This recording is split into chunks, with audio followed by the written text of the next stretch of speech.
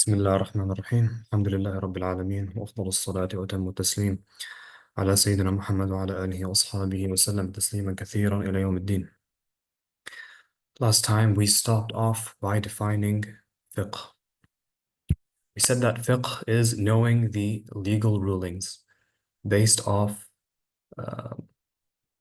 or the legal rulings that are based off of ijtihad, as opposed to legal rulings that are known by necessity.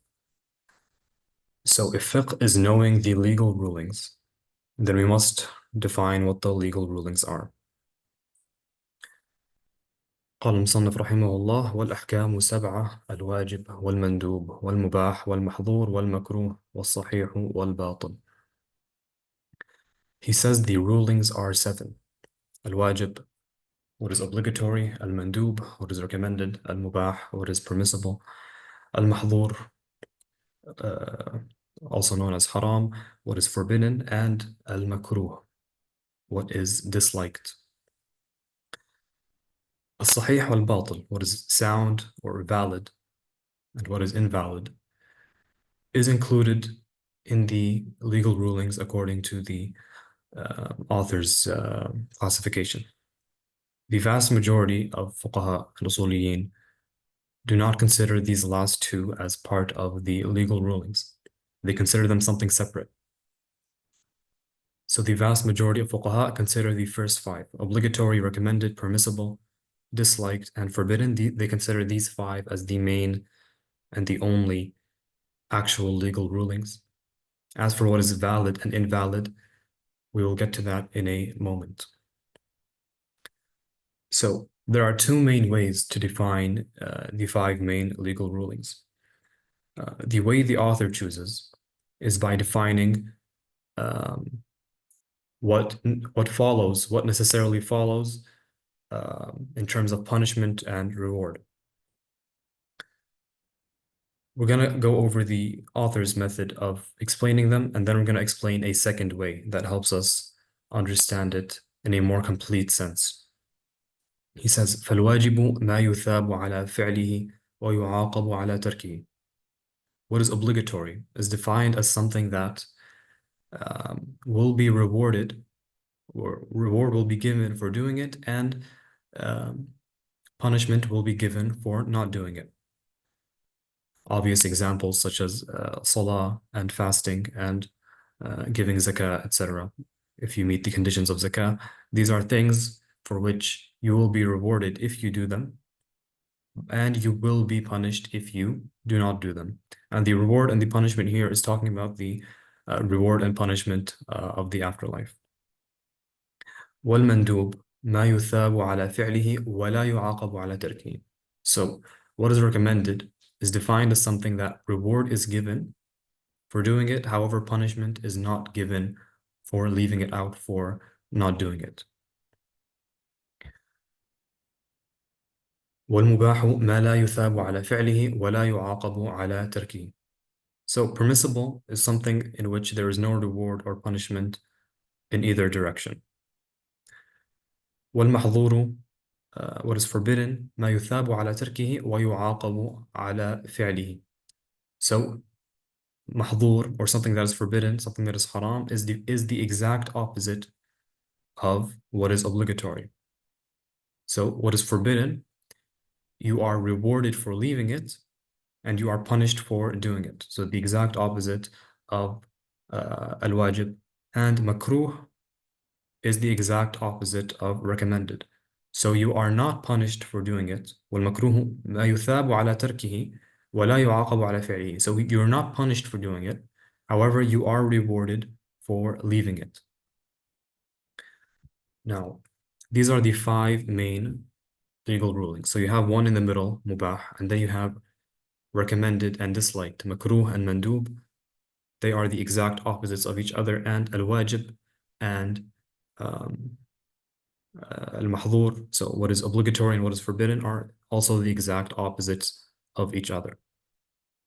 And so we're going to get to it in a, not sure how many lessons later in the text, we're going to come over a principle called al-amru bil-shay'i nahyun an ضده. So commanding a certain action is forbidding its opposite. So if Allah subhanahu wa ta'ala says that salah is obligatory, that means by necessity, by the very definitions of these five rulings, by necessity, leaving salah is forbidden, and vice versa. So if doing zina is forbidden, then leaving it is obligatory. So they are two sides of the same coin. Now, this is one way of looking at these rulings, defining them by reward and punishment. There is a second way, a slightly more accepted way amongst the later generations, which is defining them by what is asked from the mukallafin, what is asked from the people to do. Mukallafin, so the people who are of age and they are of sound reason, they are given the duty of performing the legal actions. Now, according to this definition, a hukum, so a legal ruling, and this is the general definition of a hukum, a legal ruling. This is the general definition amongst the later fuqaha. It is the speech of Allah subhanahu wa ta'ala regarding the actions that may be done by a mukallaf, may be done by a person from the perspective of what they are duty to do. So every legal ruling on paper should be a request. It should be something asked from the creation. So this is the second set of definitions. Al-wajib, what is obligatory, is what is asked by the creator. In Arabic, bijazm, which means with insistence, which means, strictly speaking. So salah is asked from the people in a strict sense. Al-mandub is what is asked from the people to do, but in a non-strict sense. So there's no insistence upon it. So giving sadaqah, you are asked to give sadaqah. However, there's no insistence upon it. There's no strictness. Al-mubah, here we have a problem. Al-mubah encompasses anything in which there is no legal ruling. Now, obviously, in some scenarios, the Sahaba would come to the Prophet ﷺ and they would ask him about a certain thing, and he would say it's permissible. So there are texts from the Quran and from the Sunnah in which certain things are said to be permissible. However, the problem is that, as many people know, the general ruling is that anything that is not touched upon by the text is considered permissible until proven otherwise. So we come across a set of actions in which there is no request being made to the creation. So there's no request neither in asking to do it or asking to not do it. So in this definition of a hukum, the one we just said a few minutes ago, in this definition, it is not exactly correct to call what is permissible a legal ruling, a hukum. Because what is mubah, there is no request neither to do it or not to do it. And there's not exactly a solution to this. In fact, in the Usuliyin, in the later texts, will say, the definition of a hukum does not affect the actual hukum, so let's just leave it as it is. And Maraqi al-Saud, he has 3 lines to this. And he says basically at the end, anything, and this is a principle that should be taken in other ideas and concepts as well later on, is that any difference of opinion regarding the definition, if it does not affect the actual ruling, then it should be leaving as it is. There are some concepts in which there is a difference of opinion regarding the definition that will actually lead to a difference in the rulings themselves. This is where you have to actually focus on the definition of the rulings. Whereas here, because there is no definition, so even if mubah does not fall smoothly into the definition of a legal ruling, it does not affect what is actually mubah in any sense of the word, in any faqih's concept or idea. And so we leave it as it is. Wal-mahdhur, and if you've been following along, you would know what the definition of mahdhur would be. It would be what is asked of the mukallafeen to be left in a strict sense. And makruh, what is disliked, it is what is asked from the mukallafeen to be left in a non-strict sense. So now we have two sets of definitions for each legal ruling. Now, some of you may know that the Hanafis have a little bit of extra legal rulings. For example, they divide makruh into makruh tanzihi and makruh tahrimi. This is not relevant to us, and so it's not going to be touched upon. There is something that should be touched upon, however, that is relevant to most of these schools.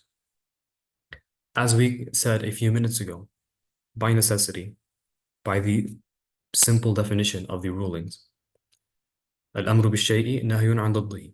Commanding something is forbidding its opposite. So we said that the wajib by necessity is the opposite of makruh. So anything that is wajib, leaving that wajib is,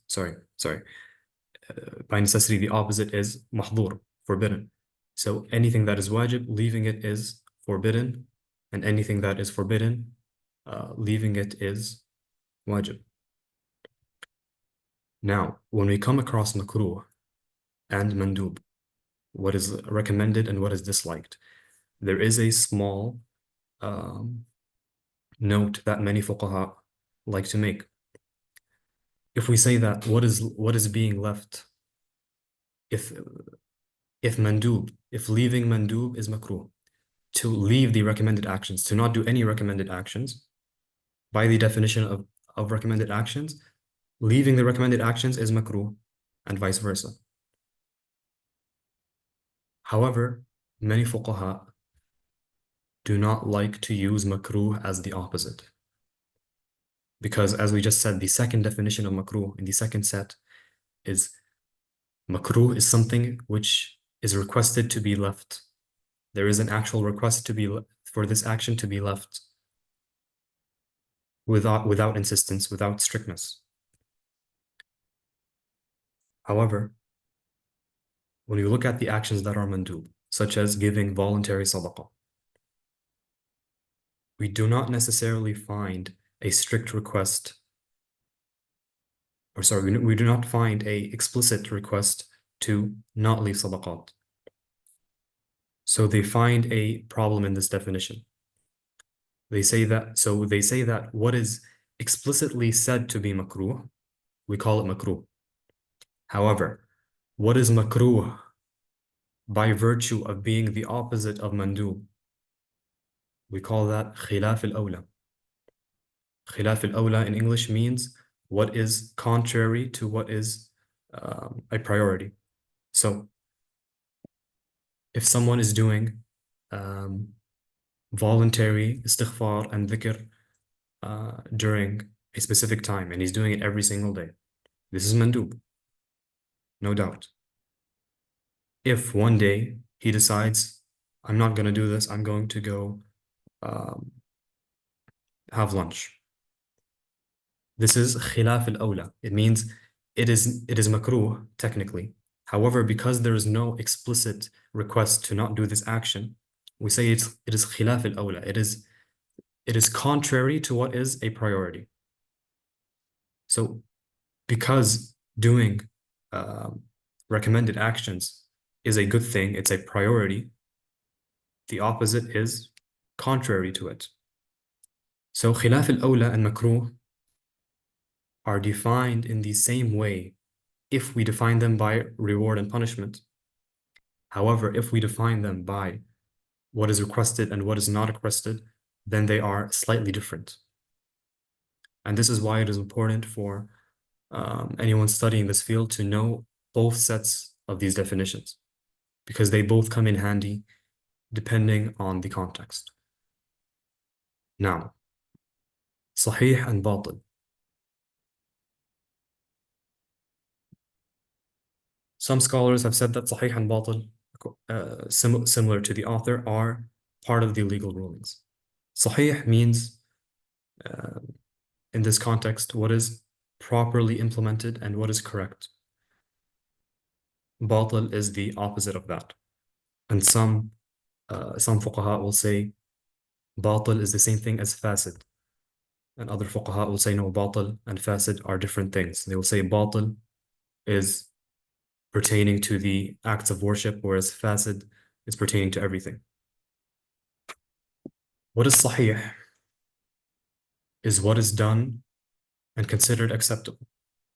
So if I perform the salah correctly, I do what is requested of me. It's possible I leave some recommended actions, but if I do what is requested of me, then the salah is acceptable. Similarly, if I perform a contract with, if I have a transaction with my friend and the contract is sound and in accordance with the Sharia, then that contract is called sahih. It's a proper implementation of the contract. Batil or fasid is the opposite of this. If I perform a contract with someone and there are some parts of that contract that are not in accordance with the Sharia, and the Sharia would say that this contract is batil. It is not acceptable. And the majority of fuqaha, including the Malikiyya, will say that if the contract is not acceptable, then it is as if it doesn't exist. So there's no contract. Similarly, with a salah, if a salah is not performed correctly, let's say, for example, the Fatiha was left out of every single rak'ah, then the salah is not acceptable. It has to be performed again.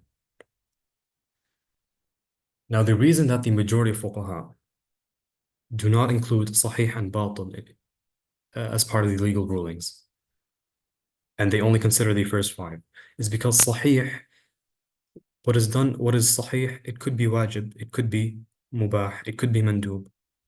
So if the salah is wajib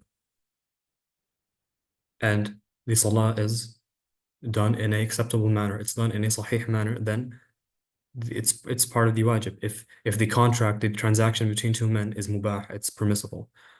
It's a commercial transaction, it's permissible. Then this sahih would fall under something that is permissible. So the fuqaha consider what is sahih and batil as not necessarily exclusive, mutually exclusive with the other legal rulings.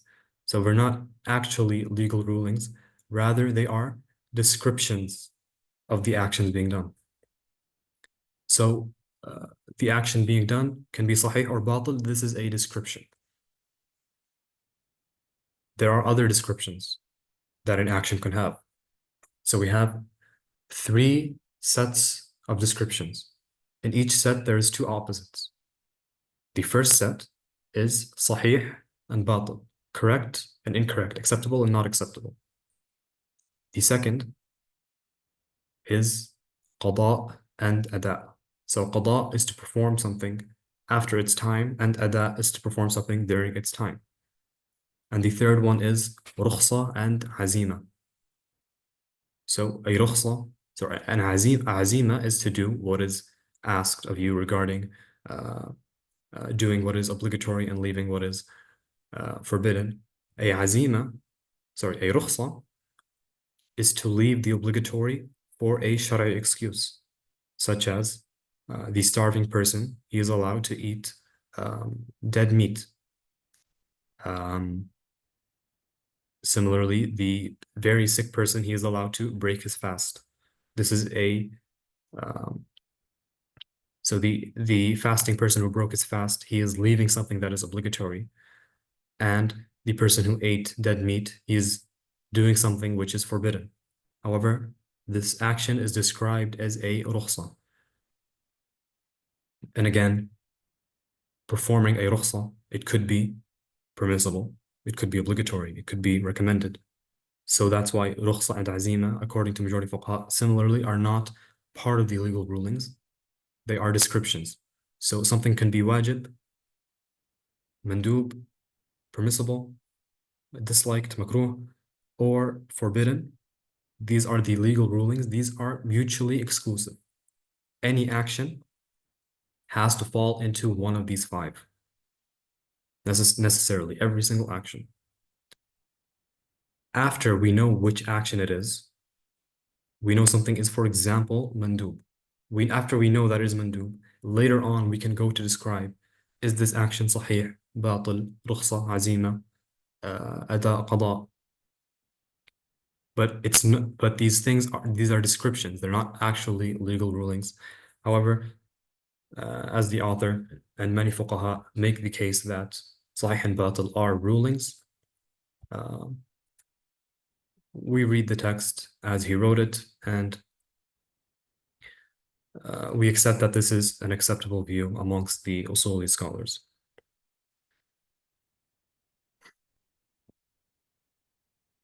طيب. Next time we will start with al-Fiqh and ilm. What is the difference between fiqh, knowing the ruling, and knowledge in general?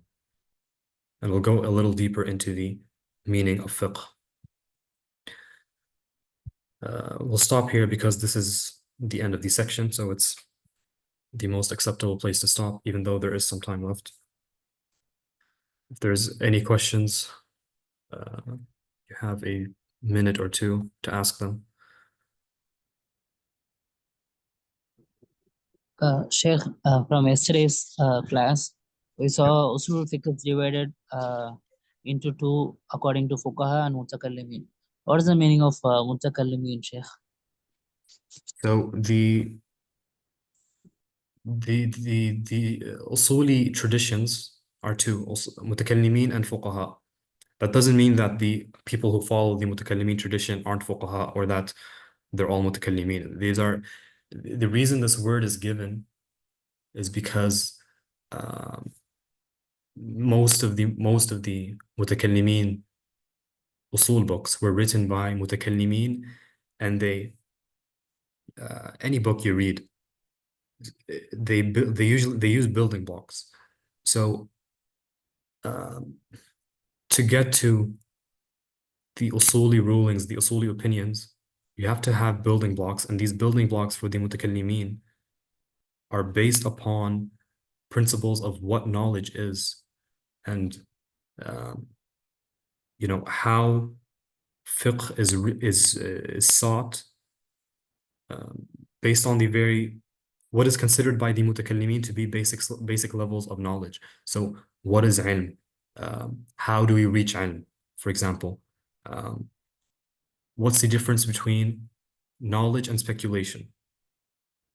How is knowledge? So knowledge is something that is certain, speculation is not certain. Knowledge is reached through certain ways, such as your senses. And we're going to get to this in the next class. Using your senses, using tawatur, which is mass transmission. So these are things that the Mutakallimin consider to be, based on reason, they consider these to be ways to reach knowledge and speculation. And so the Usul al-Fiqh themselves, the actual Usul al-Fiqh that we're going to read, it precedes the Mutakallimin. However, the Mutakallimin present this Usul al-Fiqh using the building blocks that the Mutakallimin use as general sources of knowledge in general. But it doesn't mean you are, for example, the Hanabila. We know that the overwhelming majority of them do not accept kalam or ilm al-kalam at all. They do not accept the use of, I will let them define it for themselves, because I don't need a refutation video coming out based off a word I said wrong. But the Hanabila, even though they don't accept kalam, they will still use the Mutakallimin books of Usul al-Fiqh, because the Usul al-Fiqh themselves is not relevant to which path you take. So whether you take the path of the Fuqaha or the Mutakallimin, you can still have any opinion. So as we said last time, the Hanafis are the only school which uses the fuqaha way of usul al-fiqh. However, it is very possible for a Hanafi to study usul al-fiqh according to the mutakallimin way and still hold Hanafi position, and vice versa. So it is not um, it's just a way of presenting usul al-fiqh. It's a way of actually reaching the usul al-fiqh and convincing the reader why this is this way. So we're gonna get into the what we call the mutakallimin aspect of this the next class, and you can already see here it's basically showing where we talk about the difference between knowledge and speculation, and how the difference between certainty and uncertainty um, leads to differences within the field of fiqh. As you know, in the field of fiqh, there's qat'iyat, there are clear-cut things, and dhanniyat, speculative matters. And so the mutakallimin present why this happens and why it is the way it is. Now, many levels later, you will realize that there are books, few books, written by scholars who try to bring these two paths together. So there are scholars who wrote usul books trying to merge the usul of the mutakallimin and the usul of the fuqaha into one. Some people who do this, such as Imam al-Shatibi, um, others like Ibn al-Humam, the famous Hanafi scholar, um, they try to merge these books. However, there's still some push needed for these books to be, read in a more wide sense. Most people have felt more comfortable keeping to one path or the other. And inshallah, once we get to more advanced levels, we can talk about this method of merging these two paths and what they lead to. And I think I've seen some videos in the English language talking about this in a more deep level, in a more detailed level. Inshallah, I can link it in the group chat after this class. And yeah, we can talk about this more in depth. I think as we progress in these classes, the meaning of what I am saying will become more apparent as you actually listen to what is being said and the way the knowledge is being presented, inshallah. Okay. That is it for today. Jazakumullah, those who joined. We'll see you next Saturday, inshallah ta'ala. Assalamu alaikum wa rahmatullah.